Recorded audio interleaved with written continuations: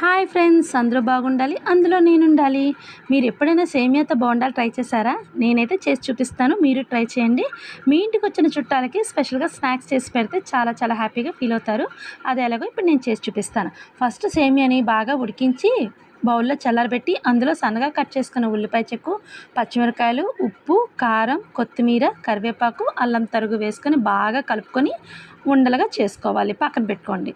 ఇప్పుడు శనగపిండి, ఉప్పు, కారం, కొద్దిగా వాటర్ వేసుకుంటూ బ్యాటర్ రెడీ చేసుకోండి.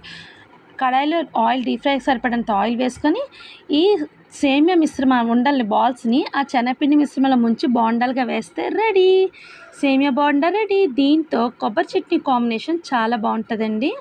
చాలా చాలా చాలా టేస్టీగా ఉంటుంది. వేడివేడిగా తింటే ఇంకా బాగుంటుంది. మీరు వచ్చిన వాళ్ళందరికీ ట్రై చేసి పెట్టండి, అందరూ హ్యాపీగా ఫీల్ అవుతారు. నచ్చితే లైక్ చేయండి, షేర్ చేయండి, సబ్స్క్రైబ్ చేయండి. Thank you for watching. Bye bye.